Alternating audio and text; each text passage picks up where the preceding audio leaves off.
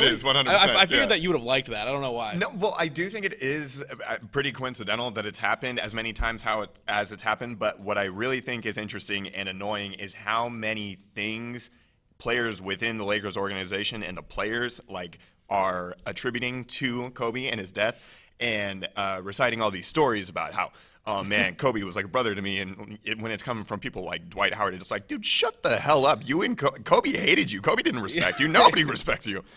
So you hear a lot of that, and that's been going on forever now. Well, because now they're wearing the Black Mamba jerseys here. Those are actually sick. Those are really cool. I just think I don't know. I appreciated Kobe, and he was a stud. I just, at the same time, it just seems like this finals is more about Kobe than it is about the current team. Well, yeah, because there's no identity of the team. That's no fair. Homegrown players. I mean, you have Kyle Kuzma, but there's also a petition going around saying that he shouldn't get a ring because he sucks so badly. He does suck. It's like it's just a hired team of assassins. This is the epitome of a free agent team. If you were a Lakers fan, who do you identify with? Well, I don't think the Lakers care as long as that. No, they don't. And why would you? Why would you? Well, that's fair as well.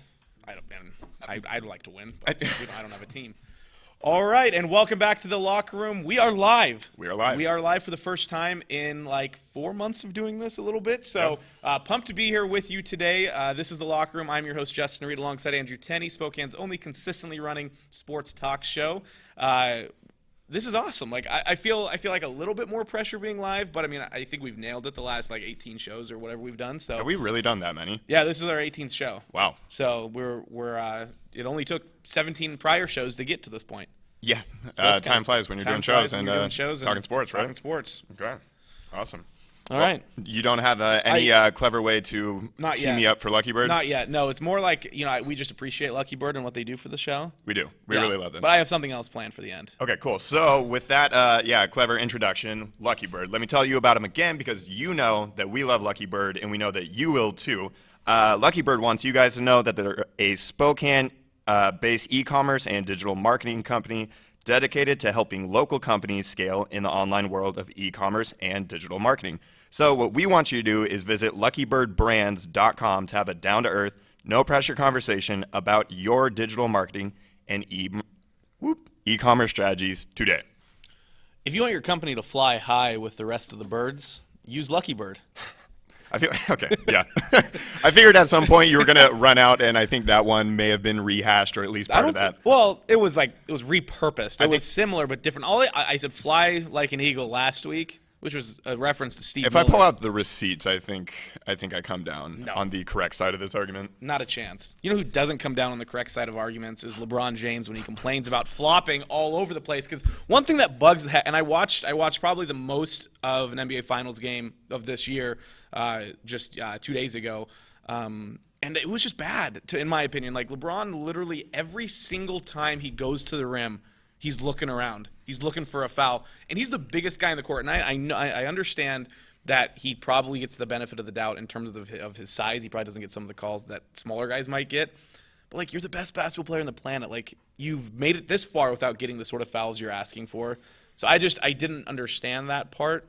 And I think it also hurts his brand in terms of the people that don't like LeBron. Just give them more ammunition not to like him. Yeah, you mean you and me, the show? Yeah, I feel like this is a constant topic of conversation is just talking about LeBron and the things that bug us about him. It kind of piggybacks off of what I've been saying.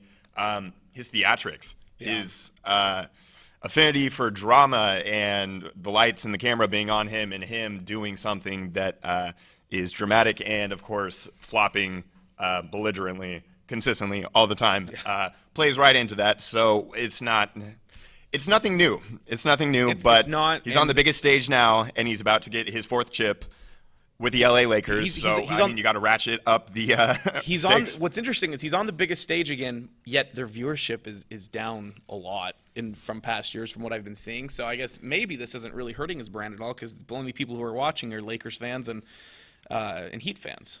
Plus a few more. That's an oversimplification. I'm not sure that I want to break that down, but I understand. Maybe at the end of the series when all the TV ratings come out, because I think that is an interesting thing to look at. Because in theory, there should be more people watching because it's during a pandemic and there's no one in the stands. So there should at least be an extra 30,000 people watching. But we'll see what that looks like. But let's dive into the series a little bit more. I think before the series started, I think I had the Heat in 5. The Lakers in 5. Were you Lakers? I don't know. I don't recall if I actually came out and said what I had. I would have gone Heat in 6. Really? You had the Heat before? Okay. Well, of course, everything changed in one game. In one half, it was like, okay, that is obviously not going to happen. And but this isn't the same Heat team that's just dominated throughout the playoffs. Truly, it also makes you wonder, even despite the injuries to Adebayo and Dragic, if the East was really just that much weaker than the West.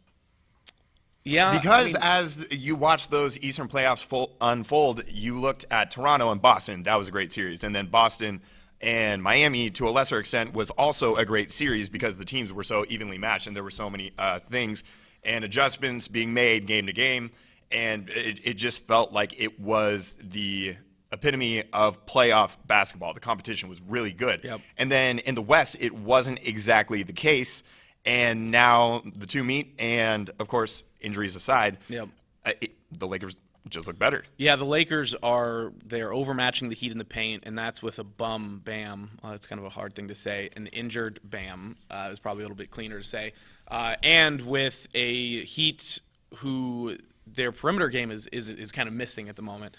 They don't have Dragic to stretch the floor a little bit more, and so you're getting things condensed, and I think that's a bonus for the Lakers because they can dominate the paint, and they have Rondo who can open things up. And I think Rondo, and I've talked about this at the beginning of the playoffs when people are like, how are the Lakers going to do against the Trailblazers? You know, they don't have any guards, but then Rondo comes back, and I was having a discussion with my buddy Jared Judd, and he's like, the key to the series, or the key to actually the Lakers' playoff successes is Rajon Rondo.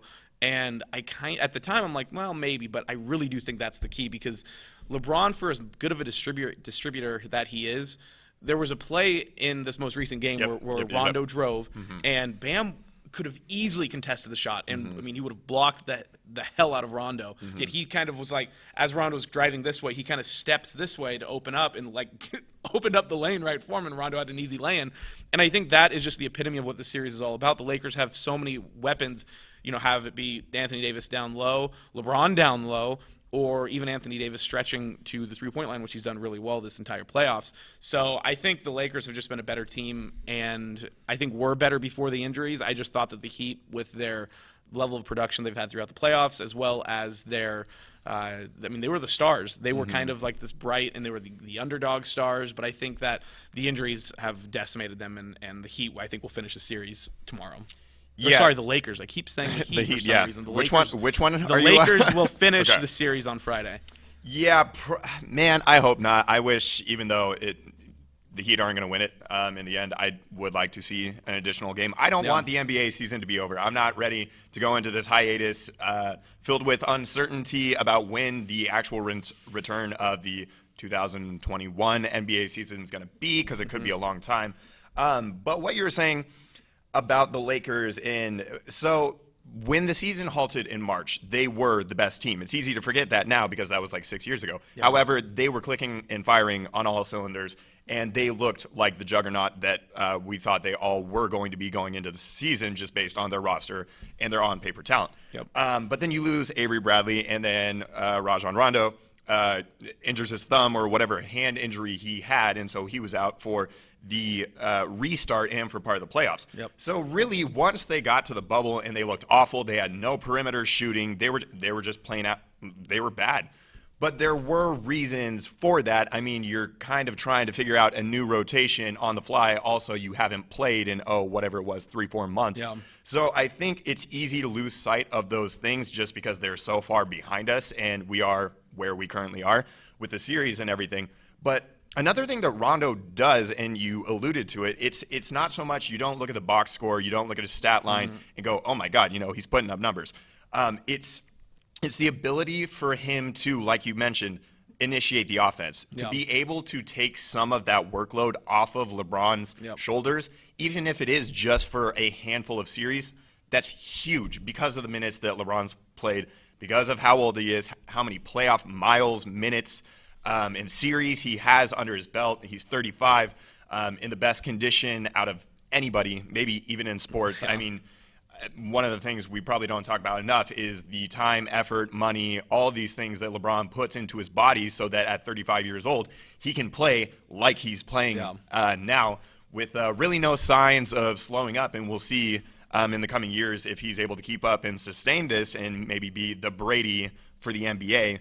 But Rondo's been huge for them, despite what the numbers may indicate. Well, was that his only bucket too? It was. I think that was his only. I think it was only like 1 for 7 from the floor. It was huge, though. But it was a massive play because I think it also just really boiled down to. It was just kind of that turning point, like it almost because I think the rest of the Heat looked at that and fans and like the whole, it just seemed like they gave up, and that wasn't the point, and that wasn't the purpose of what Bam did, but it just felt like it, like, oh, there he goes. But no, I completely agree with all those points. So while this finals will be finishing most likely tomorrow, as long as things have continued to go the way that they have, the Seattle Storm won their 4th WNBA title a few days ago when they swept the Las Vegas Aces 3-0. And take that, Bill Lambier. Yeah, exactly. Which is so their 4th title is the most all time, tied with Minnesota and Houston. They won it in 04, 10, 18, and now 20. Minnesota and Houston? Yeah, Houston isn't a team anymore. They had 4 titles. Yeah. Before, well, yeah, I know, okay. Which was surprising. You know, think about it. You're a fan of a Houston WNBA team. You've won 4 WNBA finals, and then all of a sudden you're gone. That would suck. I'd be pretty upset if I was a fan. But so essentially, the Seattle Storm, they have never lost a game in their NBA Finals history. So all 4 titles that they won, they have all been sweeps. Whoa. Yeah, it's actually super impressive. Sue Bird has been there for all 4 of them. And sorry, they've lost 1 finals game in their 4. Okay. It's still super impressive. Okay. Brianna Stewart was masterful all series. I didn't watch I didn't watch a second of it. I will be honest with that. But I think it was worth a shout out because that is very impressive. The Seattle Storm have continued to put an awesome product on the court. This is without their main head coach even as well, who sat out this season. To me, the WNBA is a league that doesn't excite me, and I think that's fair because I watch just as much WNBA as I do NHL. Oh, fair. And I think that's 100% fair, and it's because of 2 things. First off, I'm not interested in it. Second off, for the NHL, I don't understand it. I also don't really understand the WNBA in terms of I don't know anybody outside of Sue Bird and Brianna Stewart. I have no idea, and Brittany Griner. Mm-hmm. I know Brittany Griner. Is she still in the league? Yeah, she's. I haven't heard about her in a while. You haven't heard about her in a long time. So I think, and this kind of ties into a quote. This was minutes after the Storm won the NBA Finals. Their head coach was interviewed. Their interim head coach was interviewed and asked about the success of the Storm, the season, and it was a very interesting response to the Seattle Storm and the rest of the WNBA. It wasn't great in my opinion, but we'll see what he said here. Is Sue Bird now the greatest Seattle sports athlete of all time? Oh yeah, I mean, yeah. I don't know what's going on up there with those columnists, but y'all need to take notice. I think, but yeah, incredible. I mean, to think of what she's done through, a couple of decades is. It's really unprecedented, and I think that the other side of that is the women's game, hasn't gotten the respect, and partly because of the white guys that are writing those type of columns. Let's y'all white guys wake up out there, man. You got a whole tremendous gender that can flat out play basketball. So maybe it's time to move into the next century. So us white guys need to get on board with the WNBA. It's my fault. It's my fault. It's your fault that the WNBA doesn't get the ratings that they deserve.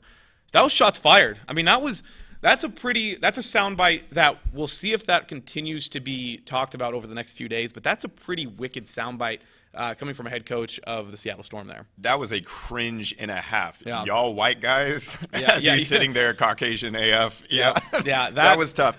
All right. Okay. The only thing that I want to add to that, because I think just watching that, I think most people would make the same conclusion, or at least I would hope that they'd come to the same conclusion, have the same thoughts about what they just watched.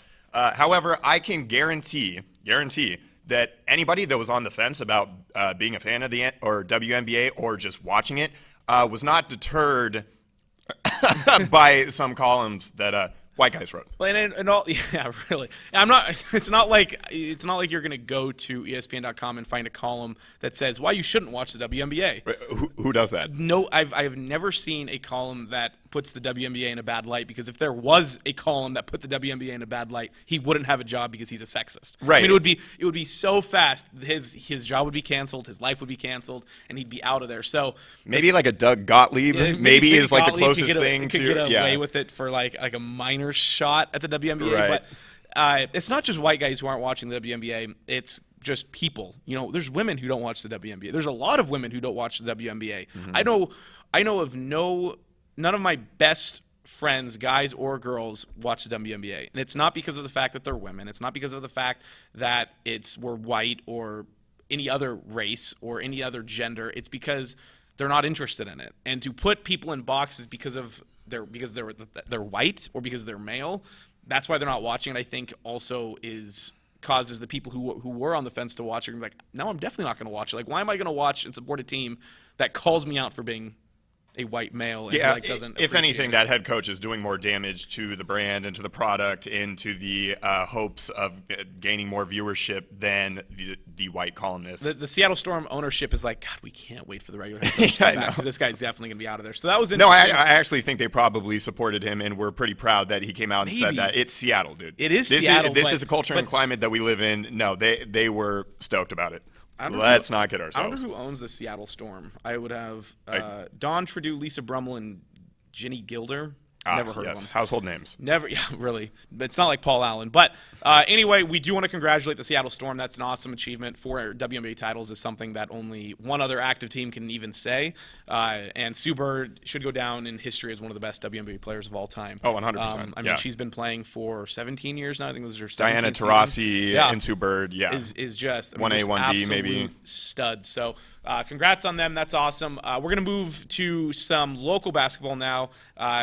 Gonzaga basketball only has 2 games actually scheduled on their season schedule so far, mainly due to the fact that everything's fluid at the moment. But there are 2 games that are actually confirmed. The Baylor game, which we talked about already, has already been announced December 5th, and at Indianapolis Bankers Life Fieldhouse, which is where the Pacers play. Mm-hmm. That game will be awesome. That should be against 2 top 5 teams. And then just 2 days ago, Zags against Iowa was announced for December 19th in Sioux Falls, South Dakota, home of the Sioux Falls Skyforce of the G League in the Sanford Pentagon. So that'll be interesting. Obviously. To another top 5 team, actually. Iowa is kind of on the bubble of the top 5, but those are 2 matchups that will go a long way in determining the postseason success of this basketball team. So we'll see what happens, but that's awesome. As we say here right now, on October 8th, 2020, where is your overall excitement being a guy that covers the Zags? Where are you at in the prospects for the college basketball season at large? I think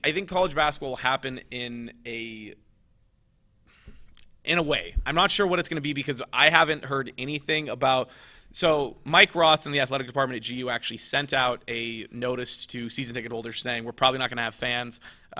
We'll keep your season tickets till next year. You don't have to pay another dime. But if you'd like to donate some money to us, we'd much appreciate it because we have no money. Essentially is paraphrasing what they and Mike Roth said. It has to happen for both budget reasons and I think for student-athlete eligibility reasons. They can't put off another year and figure out a way to give another year of eligibility to some players. Because in guys like Jalen Suggs, which we'll get to in just a second, if they miss this year, he's leaving. Like, he's not going to stay another year to play a year of college basketball. He's barely staying as it is. Right. So college basketball will happen. GU, I think, they've talked about starting practice here in a couple weeks. They just released new uniforms. If you want to go check those out, they're almost exactly the same. I know. But they're new. I was going to say. They're new, so that's interesting. But it will happen. And I think the big thing to watch for this year is going to be the play of Jalen Suggs. He'll be the highest recruited player in GU history. An athletic freak, was a number 1 prospect also for football as a QB. But essentially why I'm bringing him up, we've talked about him in the past, The big key will be how he responds to the coaching staff as well as to his successes here at GU. Because in 2021, there's another recruit from Minnehaha's Academy in Minnesota that produced Jalen Suggs. And this guy's name is Chet Holmgren. We're going to get a picture of him up on the screen here because he's a very interesting-looking guy. And the reason I say interesting-looking guy, he's 7 foot, and I think he's a buck 80. Buck 80 might be generous. I mean, he's skinny. He's skinny, Wow. skinny. That gives me anxiety just looking at him. Guys like that, I'm always just like, please don't hit the ground. Please I know. don't hit the ground. And he is considered and universally considered the top prospect in 2021. Not just, I mean, this is 247 Sports, Scouts, ESPN, all have him as the #1 overall recruit. 247 talks about the fact that he's unlike any other American prospect that they've ever seen before. American prospect, I should say. He has good size, long arms, plus athleticism, but his very narrow frame, I think, is really going to have to be grown into. I think GU does have some of the best strength and conditioning coaches and programs in the country. I mean, you look at what Kelly Olynyk did in that program. You look at what Kyle Wiltshire did in that program. You look at what Brandon Clark did in that program. There's a lot of guys who have had really good successes in that strength and athletic program. So he's going to be a lottery pick. It just depends on if he's going to come to Spokane or not. But the key will be what Jalen Suggs does here and his former teammates. So Zags season will be fun once it happens. They do have a tip-off date in November, so practice should start here, I think, in 2 weeks. Wow. But official practices, they've been practicing because I've seen photos Right. on their website, so I'm not sure what practice means. Anyway, that'll be fun. We'll see what happens with that. But moving on to some more playoff activity in the United States. There's playoffs left and right. The NHL got done. NBA's going on. MLB's going on. WNBA's going on. I mean, it's just back to back to back to back because everyone's squeezing in their season before next year. So another one of those that are being squeezed in is the MLB playoffs, which have been, we talked about last week, a little boring. It's been hard to follow. And I don't know what the reason is because I feel like in past years I've done a decent job at keeping up with it, but this year has been just, I don't know what it is. Something's keeping me from being really interested in it. So I think I have the solution for the MLB. All right. In terms of the overall intrigue of this postseason and the lack of it being there, we need the Astros in the World Series. We need the Astros in the World Series, and we need the Dodgers. I was going to talk about the Astros as well because we need the villain to come back, and we need the Dodgers, and we need Clayton Kershaw after getting just taking loss after loss after loss. Just the worst, like, emotionally riveting, just sucker punches. Man, who's endured more from the media and the backlash and, like, hate from his own fans than Clayton Kershaw in his past playoff performances? If they could get to the World Series and happen to match up against the Astros and then win, I feel like that's a great thing for baseball, the way that the season has gone and the way that the playoffs have currently played out. It probably would. I would hate that still, just as a Really? Mariners fan, and just my hatred toward the Astros and those cheaters. But you want a villain. A villain is good for sports. A villain is always good for sports. A villain is good, but at the same time, it's like, God, I don't want the Astros to ever be successful again because they moved from the National League, and they were the worst team in baseball. They lost 100 games, like 4 straight years. And they had some of the ugliest uniforms, they too. had the worst uniforms, and they're from, I mean, they were just so bad. And they come to the AL West, and I'm like, yes, the Mariners won't be the worst team in the league. And then the Mariners were the worst team in the AL West for like 4 years in a row because the Astros ended up, their rebuild process went swell, and it really pissed me off. No, I get that, and that's probably what MLB's hoping for too. In all honesty, they're probably like just drooling over the fact that the Dodgers and Astros might get to meet again because even though there's no fans allowed, there have been fans outside stadiums booing Astros when they get there. So, which is awesome. Which is like, awesome. Why would you not want more of that? If for whatever reason, I know this would never happen. Let's say that they were playing in Seattle as one of their bubbles, and I was in Seattle. I would be out there every single game, just torching every single Astros player I possibly can because they have been so bad this year. They've been good, but they have been so bad compared to their previous seasons, and it's because they're not cheating. See, but this kind of reaction is that exactly they're what able baseball to wants. Exactly. But it frustrates me because I wish that we didn't have to do this because if there would have been fans in the stands, we wouldn't have to worry about this because they would have been beaned 27 times per week, and the fans would have trash-talked them consistently, and now we can't even do that. And so, yeah, the Astros probably do need to get to the finals for that to happen. And don't look now, but they're playing well. They are playing well, and they're beating the A's, which I feel bad for because I also don't want the A's to do The A's well. do this every time. do Every it time this they have a every season year. in which it's like, oh man, they have a hot regular season. And it's like, oh, the A's. They get to the playoffs and they get bounced. They do every And they time. don't do anything. And I don't know why, because Bob Melvin seems like a good manager, but I think it's his fault, and I'm not sure why. Because previous Mariners manager, maybe that's his problem. Maybe he's been tainted from his time with the Mariners. That'd be my guess. Probably. I think that's a reasonable take. That's a reasonable take, except for the fact that every single player that comes to the Mariners and leaves the Mariners ends up being better after they leave the Mariners. Every single time, and every single manager is probably the exact same way. But yeah, it's just the MLB playoffs to me have been tough to follow. But we do have some updates, and we'll kind of fly through a couple of these because I don't really care about some of these. But the Braves are up 2-0 on the Marlins. Who? What's crazy about the Marlins, and I saw this stat. When they won their first playoff series, they're 7-0 in their playoff series all time. They've never lost a playoff series. Oh, wow. Because the last time that they won the World Series back in, 2001? Wasn't Josh Or not Beckett 01, on that 03, team? Probably. And so was That's insane. so was Miguel Cabrera. Oh, yeah, that's right. That was Miguel Cabrera's probably second year. For his he just Detroit crushed it. Triple Crown days. Exactly. So Damn. That one's probably going to be over. Braves should win, which is cool. Good on them. They haven't really had great things to cheer for since their heyday. They've had some tough playoff success, too, Yeah. when they've actually gotten in the past few years. Yeah, they haven't really done much. Then we have the A's and the Astros. The Astros are up 2-1. We'll see what happens with that, but they play. And then we have the Rays are down 2-0 to the Yankees. This is the number one overall Rays, who, and I don't want to call anybody out here, but you had them winning the World Series. Yeah, you know me, big baseball guy. Big MLB guy right here. Big shocker. So, the Yankees are down to 0-2. That's what we talked about before the show, because the Yankees, Giancarlo Stanton's had 5 straight games with a home run. So do you want to take back just giving me crap right now about my Rays we're pick? just going to move on. We're Okay, going to move cool. on to the next one here. Yeah, you makes can sense. get me back at some other point when I mess up, which will happen probably here in a couple minutes. Can't wait. Dodgers are up 2-0 on the Padres, which also makes sense. Unfortunately, because Slam Diego, as the baseball world has labeled them, has been very fun to watch. So those are the only ones going on right now. It's probably going to be a semifinals of the Astros, the Yankees, the Marlins, and the Dodgers. So it's going to be Astros. Did I just mess up again? You did, dude. Wow, You that's good? it. I am mixing up the Yankees and the Rays and the Heat and the Lakers all day. Man, this live thing's This just really live getting thing to is you. just I don't know if you're cut out for it. It's just roasting me right now. We'll see if anyone calls me out, but hopefully you've already done it. So suck. let's try this again. It's going to Okay. be the Astros, the Rays. Oh my God, the Astros, the Rays, the Braves, the Dodgers are all looking to eliminate their teams tonight. Or not tonight, but over the next 2 days. So that'll be fun to keep an eye on. You're right. It is going to be the Astros, and I hate that. The Astros are probably still a very good team on paper. They just haven't played up to their potential. Correct. It is what it is. Yeah. Would you like to move on from baseball? It really is what it is. I do, because, God, I hate baseball sometimes. I think they do a terrible job marketing. They do. Terrible, absolute, awful job marketing. They do.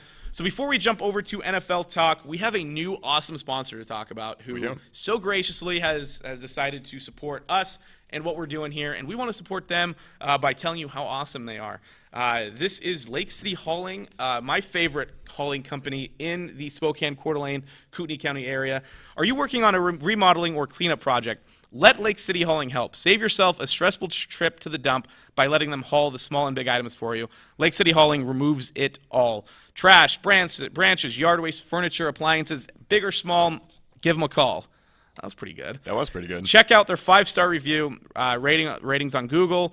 They offer same-day pickup. They offer junk removal if you want to get a dumpster rented from them, demolition jobs, Cooney County, Spokane area.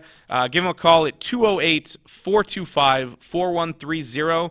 Keep them in mind for any future demolition or cleanup projects. Again, their number is 208-425-4130, and here is their website, lakecityhauling.com, where you can check out all of their services, all of their contact info, and all of the great hauling jobs that they have done in the past.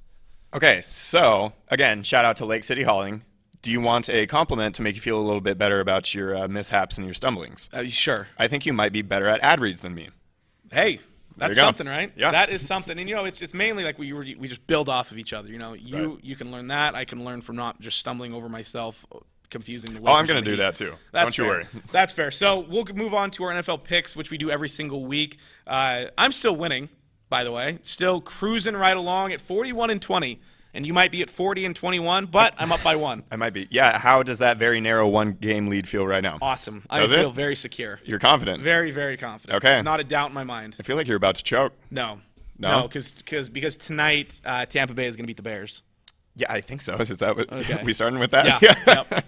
Yeah, I think so as well. The Bears I think they're kind of coming around. I do have Tampa Bay's defense on my fantasy You think the team Bears are coming around? because they have Nick Foles at quarterback. Is mainly. Did you see? Okay, No, Indianapolis it has was a good like- defense. However, did you watch they the have a game? very Did you good see the defense. offense that They have a very good defense. Chicago put on the field? Just leave it up to Big Nick. Something Nick. Big Nick. Yeah. Big old Nick. Deion Sanders did not know that was a nickname that's been floating and surrounding Nick Foles. That's surprising because Deion Like Sanders Portnoy- it seems pretty with exactly. it, right? And Big Cat had to tell him, and he's like, "What are you talking about?" That seems weird. He's like, "You can't talk about another man's genitalia." From I was Deion just Sanders, surprised. right, Yeah, yeah, exactly. like he hasn't done that I thought he before. was going to be all about that. Yeah, honestly. you'd think you'd have hopped on that train right away, but we'll see. Anyway, the Bears suck. Hey, What? They're not great, but they are leading. They are one game behind or 2 now. They're only 1 game behind the Packers. Yeah. So it's true. they actually have a decent chance to make the playoffs because of the know, expanded playoff format. which is so we'll see. gross. That is gross, but that is what it is. So we'll move on to we have Carolina at Atlanta. This is a bad game. Yeah. I'm going with Atlanta I wanted to just go with because Atlanta. also shout out Atlanta for actually on Monday night wearing a different uniform. 4 weeks in, only took you 4 weeks. Proud of you. I'm taking Atlanta just because you cannot fabricate or replicate the desperation of an 0-4 team. And that is exactly what they are. So they need a win. They actually, do need a win. the score may have not been as reflective of how tight of a game it was. It wasn't a tight game against Green Bay on Monday, but they didn't look like a dead team. They didn't look like they had completely quit on their coach and their season. They showed a little spunk. I think Dan that's Quinn what I got. is a decent coach. For as bad as they've been, I think he really drives players to succeed. They just haven't succeeded for whatever reason. I'm also going to pick Atlanta. I think that offense is going to do really well against Carolina's subpar defense. Then we have the Bills at Tennessee if it happens. That's what I was going to say. Right. So assuming that it does end up being played, give me the Bills all day. I don't know if I ever won't pick the Bills. They're an exciting team. They're facing Seattle here coming up in a few weeks, and I think game. I'm going to take the Bills. Well, I'll take that. I'm going to take. I will tell you this right now. I will pick the Seahawks in all 16 games in every single playoff game that they have. You're so interesting. I'm going to pick them every single time, and I don't even care. I also am going to pick the Bills. Tennessee is a good football team, but Bills have just been better. Plus, Tennessee's coming off of a weird, there's a lot of stuff going on in Tennessee right now. In Tennessee. Then we have the Raiders at the Chiefs. Chiefs. This should also be a decent game. Raiders have looked better, but I also am picking the Chiefs. That offense is it actually is coming off a pretty bad performance. So if you want to give the Raiders a chance and navigate a path in which this ends up being a competitive game, it's got to be the ground game for almost said Oakland, for Las Vegas, and keeping the ball out of Mahomes' hands and keeping that Kansas City offense off the field. That's the only thing you can do. Exactly. But And I'm going with then the Chiefs. I also Do we give make the that clear? Chiefs. Okay. God, this is a bad. This the game Cardinals sucked. at the Jets. Yeah. And it's going to be the Cardinals. The Jets are so horrendous. Sam Darnold's probably out too. Yeah, no, they just said Joe Flacco, put him in the dirt, is going to be starting. That's awful. Actually, that gives I'm not going to pick the Jets. I'm going to pick the Cardinals. However, just because of the fact that Joe Flacco is going to be starting an NFL game here in 2020, I am psyched. The fact that he got such a massive contract after being probably their 10th best player on that Super Bowl team for the Ravens. That postseason he had was incredible. That's all he had ever. Yep. That's all he's ever done. But that's crazy. So also the Cardinals. We Delaware's have the finest. Eagles, Delaware's absolute finest. Yeah. We have the Eagles at the Steelers. Nice Pennsylvania matchup. Give me the Steelers. I also have the Steelers. Have we picked anything different yet? I don't think we have. I also going to pick the Steelers. Philadelphia is really needing some help from Carson Wentz and the rest of this offense. He has no weapons. He has Ertz. You haven't even heard about Miles Sanders really doing anything. No, you just hear about him in preseason fantasy football talk shows, and all these people just get obsessed and infatuated. Train. And I was like, what gives I don't know anybody why. any reason to believe that this guy is going? I don't know. He could prove us wrong. However, he has yet to do that. Yeah, no idea. Then we have the Rams at the football team. I guess we probably should mention that the Eagles actually did win last week. Yeah, that's fair. Despite all of their shortcomings, their bad offensive line. They actually have a very good defensive line, which is the thing that they really need to try and lean on because their secondary has been awful again. It doesn't matter who they get back there. They make that trade for Darius Slay, and it just hasn't worked out. Has not worked out. Cycled through a lot of cornerbacks, but yeah. Anyway, sorry. So then the Rams at the football team. The Rams. Yeah, because Kyle Allen is getting the start. Haskins, and he didn't even get any practice Alex reps. Smith has been promoted to the backup, which gives me so much stress and anxiety. Alex Smith, do not get on the field. That's weird. Please do not get on the field. Makes me also uncomfortable. This is selfish of me, but I do not want to see your leg cut touch off. Yeah, I can't do it. Bad. No, it scares if the hell out of me. If you've seen those photos, you would also be on board with us because those are pretty. It's not terrible. what you want. No, don't look at it around like 5 hours before or after you eat. No. Then we have the Bengals at the Ravens. The Ravens. Also the Ravens. Unless the Ravens are playing the Chiefs, they're probably going to win. I mean, Lamar Jackson has looked not great this year throwing the football. He hasn't taken that next step to become Has he a ever perimeter looked passer. great No, throwing the football, not at all. though? I mean, that's the problem is he has hasn't taken that moments. next step, though. Like, that was the big thing, and I even saw, I don't remember what show I was watching. The big thing that Lamar Jackson needed to do was improve his perimeter throwing outside the numbers, and he hasn't been able to do that. Hollywood Brown isn't doing anything. The only people who are doing anything on that offense is Lamar Jackson's legs and their tight ends. So, but still. Well, and they exciting. run the ball better than basically everybody else in the NFL. With Mark Ingram, they have Gus Bus back there, Gus Edwards, and what's guy J.K. Dobbins. So, but Cincinnati has looked fun. I think they should, as long as they give it to Joe Mixon. It's kind of the same thing. Keep the ball out of Lamar's hands. Joe Burrow got that first dub last week. He did. He's also thrown for 300 yards in his first, is it 3 games or 4 games? Yep. 4 games, well, they're also down a lot, so you got to factor that in. But you definitely need to throw. Then we have the Jacksonville Jags this is actually probably the closest game of the week so far. The Jags at the Texans. So the Jags have let me down in back-to-back weeks, and I'm off of them. I can't do it anymore. I was hoping you were going to pick the Jags. I know. I still love you guys. I really do. I love James Robinson. I love Minshew, obviously, and give me a little DJ Chark. I'm going with the Texans pretty much for the same reason that I went with the Falcons. Just you can't. Bill O'Brien, which we'll get to in a minute, just got fired. You're going to have an interim head coach in Romeo Crennel, the oldest head coach to ever start a game, to be the head coach of a game at 73. Give me the Texans, 0-4. You cannot replicate that kind of desperation. And I just don't think the Jags care about winning. So I'm looking at the rest of the schedule here. I'm pretty sure we're gonna have the same exact picks. So just because of that, no ground being made I'm gonna pick the Jags this week. Okay, just to make things different because I think this is a toss-up game. If you jump on that Jags bandwagon and they actually start performing for you, I am going to have an existential crisis. Well, if this, I'm telling you, this is gonna be the only game I think that will be different. But I'm back on the Minshew hype train, right? I'm gonna ride that.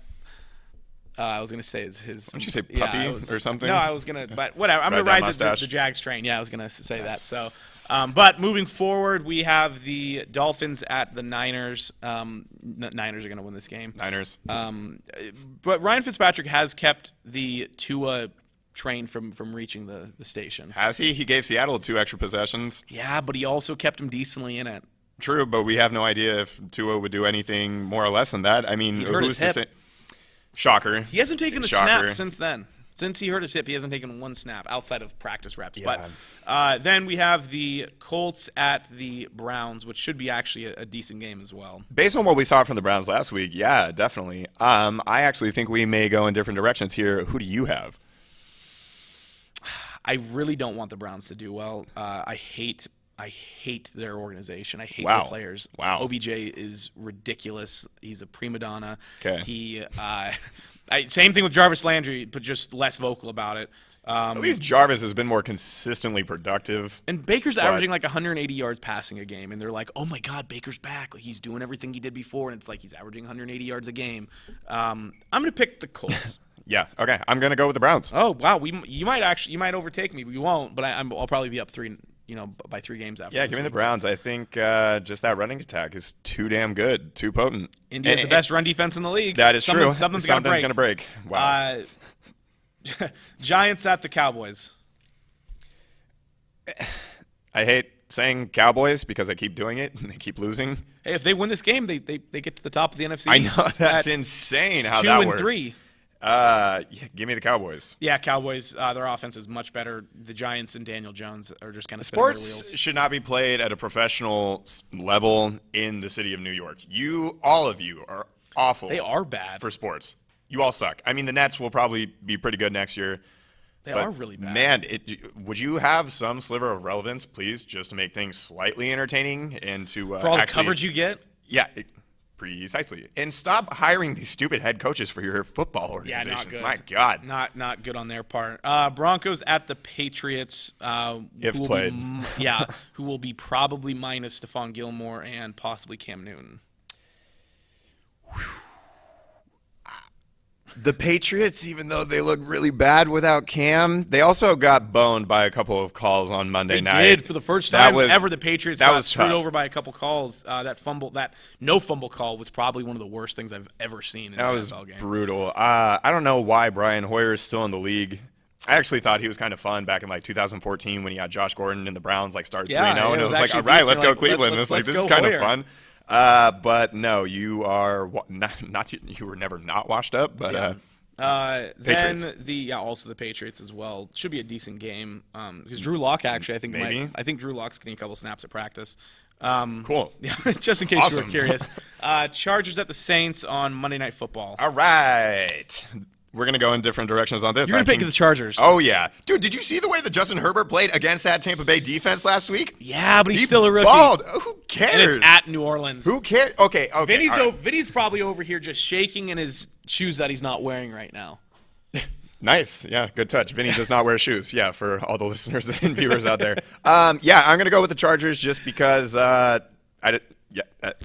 don't like the Saints. Herbert played well and not good recent Monday night success for New Orleans. Right. They're in New Orleans. I know they don't have fans, but they have Michael Thomas back. Drew Brees actually looked decent last week. He did. He threw more than 10 yards a few times, which was the first time he's done that all year. Vinny and I were writing Bibles back and forth to each other, arguing about Brees on Sunday. It was kind of ridiculous. And no, it was full-blown ridiculous. So this is going to be a spiteful thing going on all season long. So don't... Don't expect me to choose the Saints too much unless it's just obvious. All right. Well, yeah, definitely the Saints will win that. But then we have on Sunday Night Football, almost got flexed out of Sunday Night Football, but we have probably should have been flexed out. The Vikings should be better. But we do have the Vikings at Seattle on Sunday Night Football.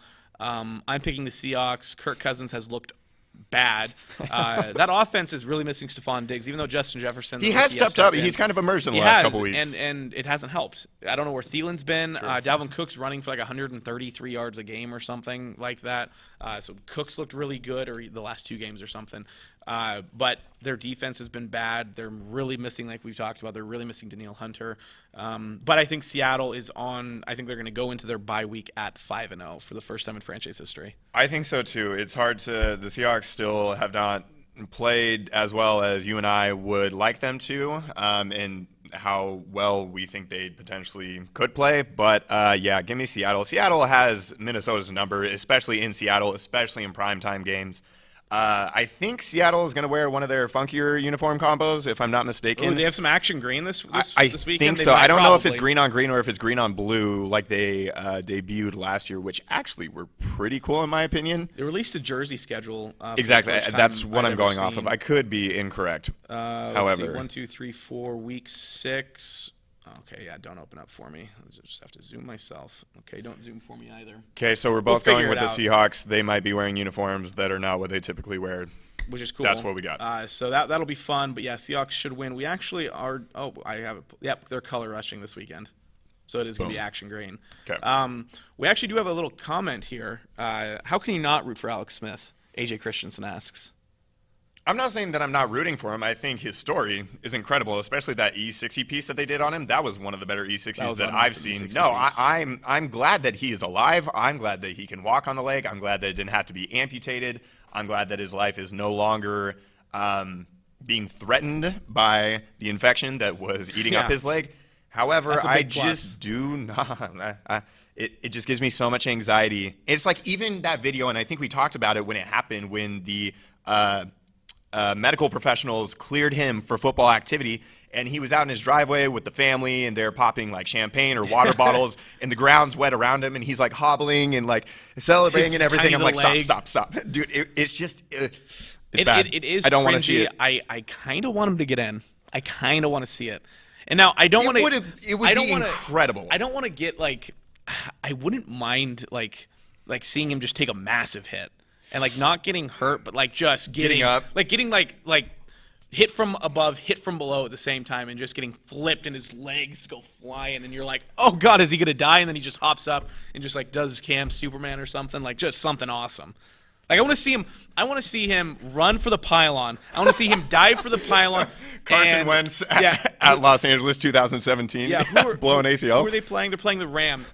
And all of a sudden, you see Jalen Ramsey trying to cut him off. And then actually Aaron Donald. You have Aaron Donald, and you have this collision at the pylon. And Aaron Donald just destroys Alex Smith's legs. But then Alex Smith hops up and like starts to celebrate and go wild. And we're like, woo, Alex Smith beat the Rams. If that ends up being a scenario which we see, and that ends up being the final product of the scenario, sure. However, the likelihood of both of those things actually coming to fruition, you just have no faith. True. You have no faith.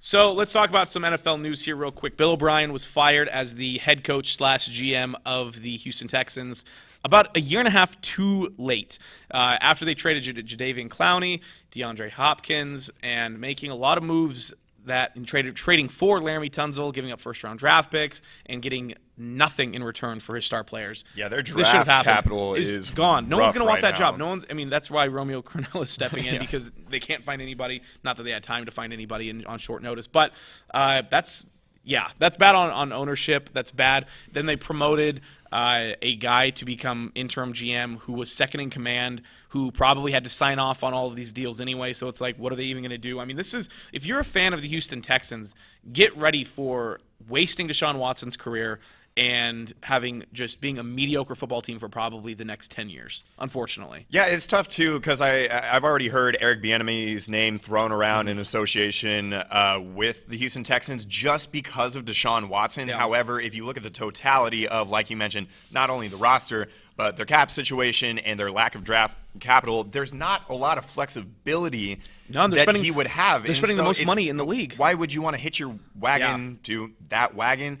No one's Is Deshaun Watson enough? I don't know. We'll see how we feel about him by the end of his 2020 season, which I think would be his fourth season. Yeah, this is his fourth end season of his rookie contract. But yeah, I don't know. He's already signed. Texans.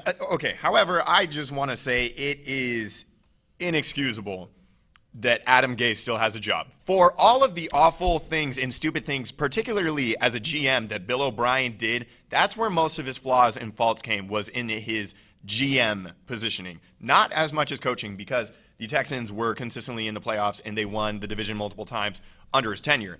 But Adam Gase, I don't want to go on another tangent. I already had my closing time about it last week, but New York, you guys got to figure it out. Put him on the street. I still am going to double down on the take that I think they're keeping him around because they don't want to win games. I guess.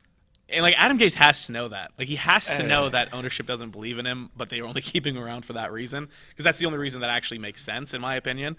Because you're right. And Dan Quinn, I think, he has the locker room still. And we go back to Bill O'Brien and J.J. Watt. He and Bill O'Brien had a big blow up before their Week 3 game, and I guess that's where he lost the locker room. So I think that's the big key. If you're a head coach and you still have faith from your players, you're going to stick around. I don't think Gase does, but I think Dan Quinn does, and I think Gase is staying around purely for the fact that they don't care and they want Trevor Lawrence, because Sam Darnold has not taken that next step under Gase. And when Gase goes, bye Sam Darnold. Especially if they get that number 1 overall draft pick. I think Darnold's gone, and I think Gase is Which gone. ultimately isn't fair to Darnold, but I mean, that's just how it works out. We saw that with Josh Rosen in Arizona and in Miami. We've seen that multiple times. Then let's talk about, we mentioned when we were talking about the Patriots, both Cam Newton and Stephon Gilmore have tested positive for COVID-19 for the New England Patriots. The problem with that now is that puts in a massive question mark for their game this weekend, especially when they already looked bad without Cam Newton last week against the Chiefs. But not having Stephon Gilmore is a big miss as well, considering he was the Defensive Player of the Year last year. And then let's also tie that into the fact that the Tennessee Titans are now up to 24 positive COVID tests as of this morning. I don't know what's going on with them. I don't know what they're doing. There were reports, and actually there are photos of players practicing outside of the team facility when they were told not to do that. I think it was at a high school. It was at a high school, local high school in Nashville, where they've practiced before. The head coach of the football team there knows them really well. He said he didn't know that the players couldn't be practicing.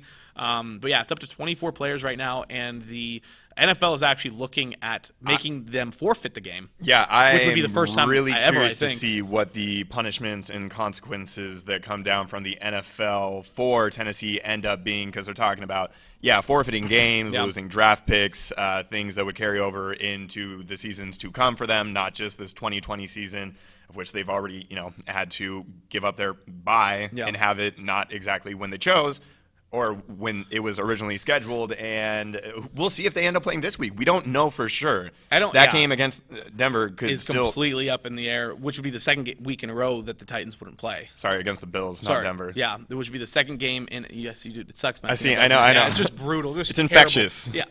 Wow, man. It's like COVID-19 up here. We're just infecting. You're getting my COVID. Hopefully not. We aren't sitting 6 feet apart, but no one needs to know that. We have plexiglass right here. It's fine.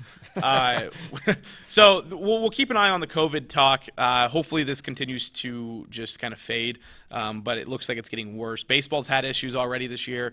MLS has issues. The Colorado Rapids have not played their last 3 games because of positive COVID tests. So it is impacting sports.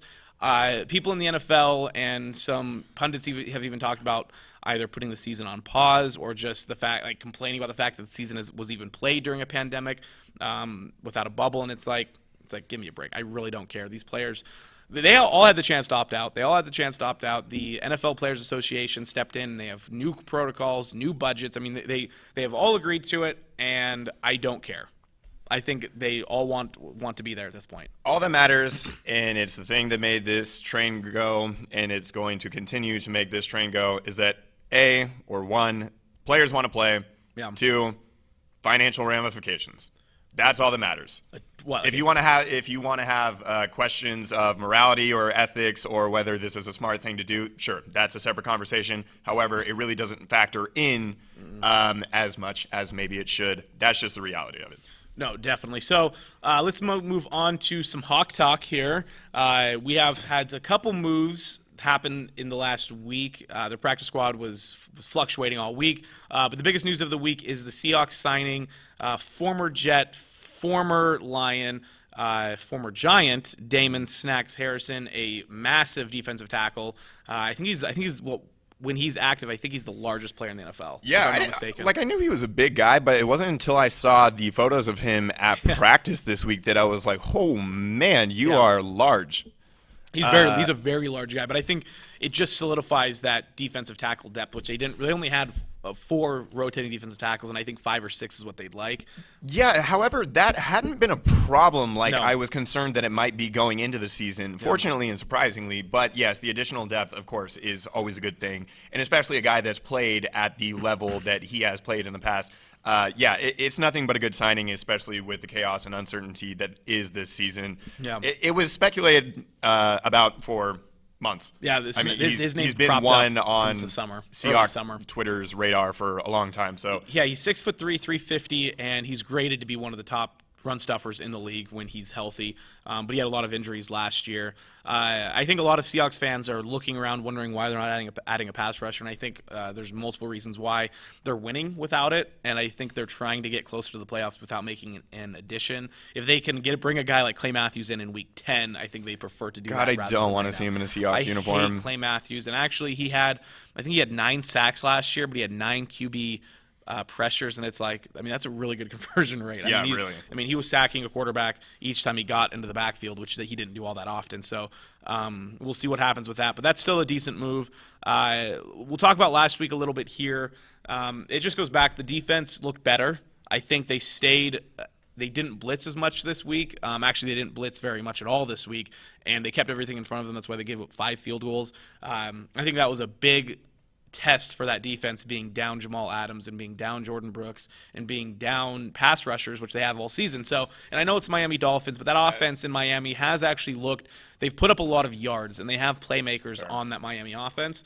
And so any sort of bonus, any sort of positive outcome, I think, is what that defense was looking for. And I think they got it. And I think without Jamal Adams, who's also going to be out this week against the Vikings, I think it was a decent performance by the defense. It was. Through 4 weeks, it was by far and away the most encouraging performance that we've seen on the defensive side of the ball. However, with that being said, that means nothing. Not much. Does not mean much. But moving on to the whole Jamal Adams also, thing. Hold on. Can we? Are we fine with saying? I was fine saying this a couple of years ago, but Ken Norton just sucks as a defensive coordinator. I don't think that's the case. Really? Yeah, I do like Ken Norton. I don't as think a he's linebackers coach. Sure, yeah, he was fine. I don't think he's a great defensive coordinator. I don't think he's a bad one. Okay. I think because the defensive coordinators in Seattle are so molded and so designed by Pete Carroll. That's true. I think the buck stops with Carroll. I think Ken Norton calls the plays. I think the players need to execute the plays, and I think Pete Carroll's scheme and his decisions for that week's games are what determine how well the defense plays, in my opinion. No, that's fair. Because they actually. And Ken Norton is, even when he was a linebackers coach, he's very well received by his defense, and I think because he's fun, he's energetic, he's a former boxer. His dad is obviously a world champion boxer, and so he has the attitude to be an NFL head coach or an NFL coach. So I think that's more of it. I think there's a movement, the Fire Ken Norton movement, like they had for the Fire Bevel movement. So I think that's mainly what it is. But I think their game looked better last week than it has defensively, has looked better than it has all season. Because they have faced awesome offenses. Let's make that very clear. The Seahawks have probably faced three of the more dynamic offenses in the league outside of Kansas City and the Ravens. True. I do think we should take a moment to acknowledge how awesome of a game KJ had. 31-year-old. Oh, I love it. Formerly washed. KJ Wright is probably my favorite B-list Seahawk ever. When you look at the Seahawks Legion of Boom, you had the secondary, but Bobby Wagner was still always he was mentioned as that cornerstone of that defense. But KJ Wright historically, on Madden, let's bring this up. Historically on Madden has been an 81 overall his entire career. It hasn't fluctuated from year 2 when he took off to now. And that's shocking because KJ Wright has been he led the team in tackles last year. He had more tackles than Bobby did last year, and he could have had 3 picks. He needs to get on the whatever the machine is that helps him catch footballs. Man, he was snuffing out screens like nobody's business. I love me some KJ Wright. I do too. Glad that he's playing well again. He had a really good underrated 2019 season after the Seahawks community and fan base wasn't sure if we really wanted to re-sign him, especially for the money that we did coming off of the 2018 loss at Dallas in the playoffs. But it's just awesome to see because we know that the time is precious and we know that we're not going to have this forever. But it's just really good and it does my heart good. I want to know what the cuff is on his arm. He's always had it. I've tried. If I was a Seahawks reporter, that'd be the first question I ask any player. I'd walk into that locker room and be like, KJ, me, you, now. What's that cuff? What is it? I don't know. I've what done purpose the research. does it serve? I have no idea. And I can't even think about what the purpose would be. It looks like a compression, like a cuff that when they do your blood pressure. Right. But I have no idea. Could be a superstition. Could be like an OCD thing. He has to have additional weight on his arm for whatever to balance him out. I'm not sure. Who knows? Well, he is kind of lanky. He has those big arms. He's got some really long arms. Yeah. It would be interesting to see if he wore those in college. I'm going to make a note of that. I'm going to figure out what that cuff is if it's the last thing I ever do before I die. Probably will be. So I'll probably never figure it out. So previewing the Vikings game a little bit. They should win this football game. They're at home. I know they don't have any fans on the stands, but it's still a home game. 80 decibels is still going to be a little bit. I think the big factor for the Seahawks is slowing down Dalvin Cook, which they've shown they can do. They stopped Zeke. Zeke looked terrible against the Hawks. They didn't run it very often with him, but they were able to slow him down. So that was at least a bonus. But Dalvin Cook has looked – Zeke hasn't looked good all year, to be fair. And Cook has looked very good all year. Dallas has been down all year. They haven't been able to run the ball because their defense has been really obliterated, and they've constantly been playing from behind. I mean, you do have to factor that in. You do, but Zeke hasn't gotten as many yards after contact as he has in pass, because Okay. Zeke has always done really good at falling forward, but fair. which is also a super annoying fact of his game if you're playing against him. So I think if you slow down Dalvin Cook, you win this football game. Seahawks offense is showing no signs of slowing down, and they have no reason to slow down against the Vikings defense that is missing its top pass rusher. Ngakoue has come on, I think, the last 2 weeks since we talked about him a little bit, but they don't have Everson Griffin anymore. Their secondary still has Harrison Smith, which that whole argument of probably 3 years ago is Harrison Smith the best safety in the game is so incorrect. Harrison Smith is a very good NFL safety. Is he a top 5 safety? Probably not. I think he's like 6 or 7. He could be 6 or 5. Yeah, He could be, but I think he's right there. He's flirting right with there. it. I just don't like. I see so many times where he takes bad angles to the football. Yes, actually, And- that's a very good And I note. see that all the time. So that's probably their best defensive player right now is Harrison Smith on that defense without having Danielle Hunter in. So I think it's just the Seahawks offense needs to keep doing what they're doing. Really, Honestly, they don't yeah. need to change a thing. What was incredible is that we finished last week with 0 penalties and 0 yardage. That was helped out was by awesome. an offsetting penalty. But when after the game was finished and I saw that, I was in disbelief. I was like, when was the last time that this happened? I don't know if I was alive. Seattle has always been one of the most heavily penalized teams, especially under the Carroll era and regime. Does not seem to be a point of emphasis to play clean football, which is infuriating as a fan.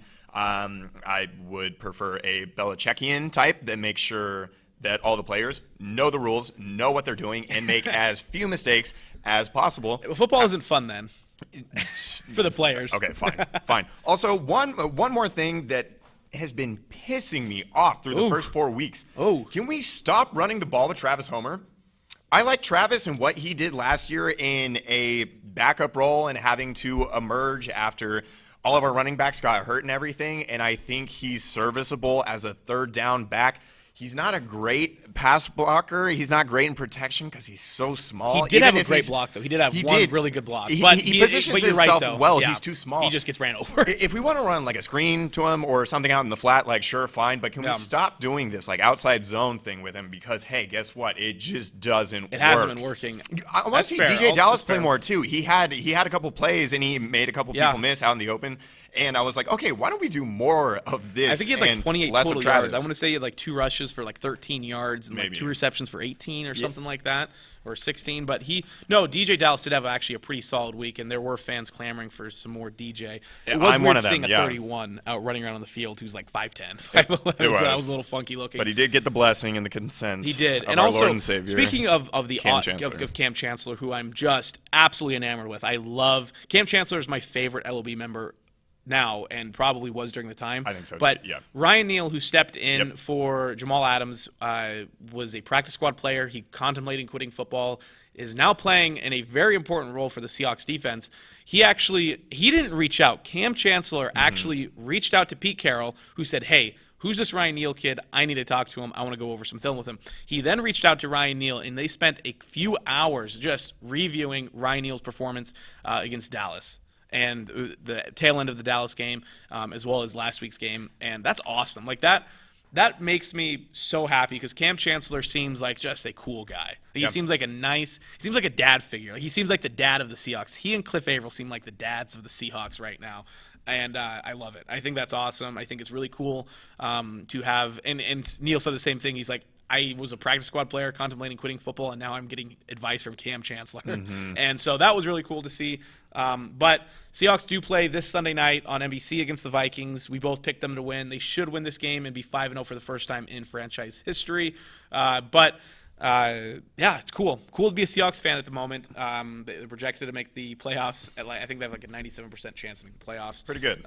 So as long as Russell Wilson doesn't get hurt, which would be very. Shut up! Stop! You do this. Stop doing this. Stop speaking these things into existence. The only snap that Russell Wilson has ever missed in his NFL career, I was at that game. It was against the Niners when his knee was like all twisted on a late hit, and he had to come out for a play. But I was sitting in the stands and I watched the replay. And like my stomach just dropped. I'm like, I was like, I'm gonna leave. Who came in? Wasn't it Austin Davis? And I thought it was in Arizona. Nope, it was definitely in Seattle. And no, it was. You just said San Francisco, so was it No, Seattle it or was San against Francisco? in Seattle. Okay, Yeah, it was thank you. against San Francisco in Seattle. And no, I think it would have been in 2016 maybe, but I think Tavares. Also, R.I.P. Tavares Jackson. That sucked. Yeah. That was some bad news. He died in a car accident. What a shame. I know, honestly. That was a big one. That was awful. So we will move on here to closing time. Our jabronis for the week. I'll let you go first since mine we've already kind of discussed. But we'll do yours first. Yeah, this was on my television this morning, and I still am having a hard time. On the television this morning? Yeah, I know, crazy, right? Like, were you watching like cable, or like did you have something streaming? Cable. What? I know. Mm-hmm. Okay, all right. I know, wild. Cable television. I know, I have not cut the cords. Interesting. Okay, so Cowboys kind of in a state of disarray. Shocker? No. However, their safety, Xavier Howard, he came out and said in his midweek press conference, "Can I help you, sir?" He said that there may be a lack of effort when referring to the defense and how they've played on certain plays. He went on to say, "It's the NFL. You don't expect guys to be going full speed for 70 plays. That's not possible." What? You're not allowed to say that. That's interesting because this is the time I'd expect Skip Bayless to come out and be like, "You don't say that as an NFL player," rather than saying that to Dak Prescott when his brother killed himself and said, "You can't say that." Like, this seems like something that should actually be discussed. Yeah. That's bad. That's pretty bad. It's laughable. It's like you can't even really take it too seriously just because, I don't know, when you hear it, it's like you stop and you go, well, it makes you, like Twilight Zone episode am I in? You don't expect that in the NFL. You can't expect that. It's not possible. You can't say that for sure. You can't say that. And I don't know if it was a shot because he's trying to say, like, hey, the defense is on the field too much and the offense can't stay on the field and we're just playing too many plays. I don't know if he was trying to get at that angle. However, dude, that's just really bad. That's not good at all. I think, the NFL, yeah, I agree in the sense that you might not be able to feel like you're performing at 100%, but you shouldn't go out on the field and be like, I'm not going to be able to run down a guy. Like, I don't think that happens. I've never played in the NFL, so I guess I can't. But I'd like to ask a guy like Bobby Wagner that, or even I'd like to ask Jamal Adams that, because Jamal Adams seems like a guy who plays at 185% every single play. So Cowboy safety Xavier Howard. No wonder why their defense blows. Really blows. Sad. So I'll do my jabroni here real quick, and we also kind of have touched on this. We touched on it a lot, but I do want to show just another example of LeBron James being a big pansy, because I love doing that. It's my favorite thing in the world, since he is the best to ever do it. But he is just so soft.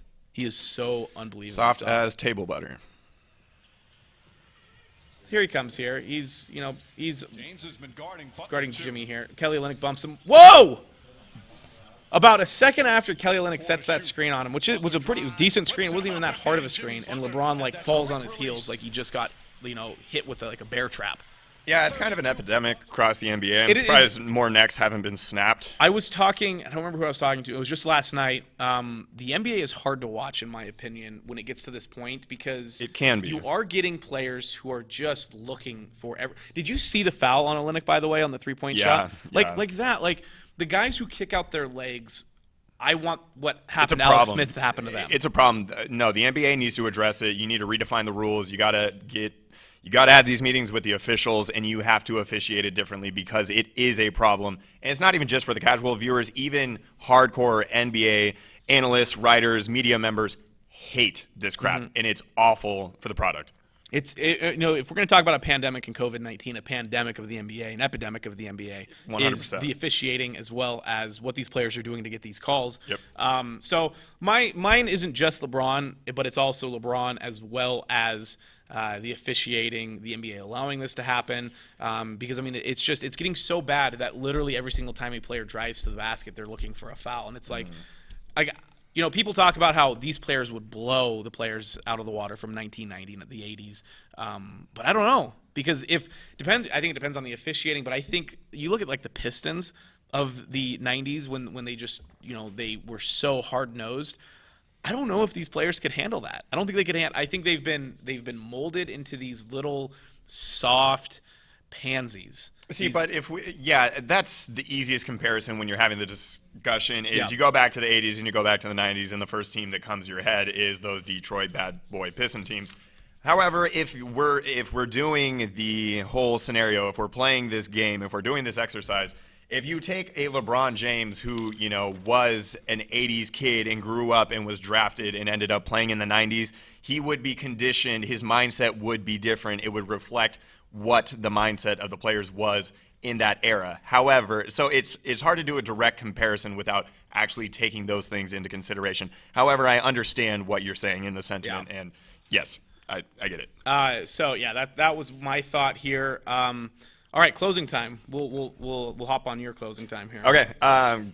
Kind of going back to the Seattle Storm winning their 4th WNBA championship. If the Mariners were ever semi-relevant, which they're not super sure if they want to be, but we have hope, right? Yep. Would Seattle be considered one of the best sports towns and maybe even title town? I think it was 2018 or 19 that it was Washington, D.C., and they had the Mystics win, they had the Nationals win, and the Capitals as well. Yeah, that was a good year for D.C. That was just last year. Yeah. Boston, Beantown, obviously. Often associated with titles and winning sports play. Yep. Seattle, I mean, so Seahawks have been to 3 Super Bowls. Yep. Won one. Sonics have won one. Sounders have won 2. I mean, they're actually, people do look at Seattle and just like they look at the Mariners and they look at the Seahawks of old and they look at the Sonics of the early 2000s and they look at just that level of mediocre play, and they just think that Seattle isn't a very good sports town. But I think Seattle should be, and the surrounding area, Seattle fans should be lucky and counting their lucky stars that we do have this level. We should be appreciative and grateful for what it is right now, because who knows what it could be around the corner. You look at, people are like, Russell Wilson is so robotic, he's boring to listen to, but if we didn't have Russell Wilson, this football team would be terrible. Yep. Be absolutely terrible. And so I do agree, but keep that fire when we're talking about the Sonics, when we're talking about lack of an NBA team, which for the first time ever, though, when the Seattle Kraken start their season next year, the Seattle Kraken will be the first winter sport in Seattle since the Sonics left. So that will be really cool to see. Crazy. So my closing time, which first off, we do have one question on our live Facebook feed. I don't know where it went. We had 5. It says 5 comments. It got deleted or it's not there. Nice. But it was from Ryan Wagstaff, and he said, "Let's hear some more men's water polo talk." I actually have a friend who big advocate for water polo, big Really? water polo guy in high school. Shout out Carson Todd. That's a week. Well, actually, no. I do have some respect and appreciation for the actual game and what goes into it because of the fact that you're swimming. It's kind of like hockey. You're doing something foreign than other than just like walking or running, which is secondhand nature. True. You are skating, and then in this case, you are swimming and treading water all the time. Also, being kicked and jostling around under the water with other guys' legs and everything is a big tactic and thing that goes on that the viewers, whoever does watch water polo, doesn't see. I feel like you'd like water polo. No, I don't, actually. All right, we'll see. I will bring up the NCAA men's water polo next week just for fun. My closing time is mainly just like a thank you to people who watch us, people who've watched our show. Wow. Our sponsors, both Lucky Bird and Lake City Hauling, who've been so awesome to us. But yeah, it's been really fun, and I think this whole live format will continue. We'll continue to do more different things. We'll love to keep getting your input moving forward. But yeah, it's been a really good time, and I think it's just going to get better. We're open to more suggestions too, both on our live feed or message us on Facebook, any of our social medias, which you'll see here in a second when it runs.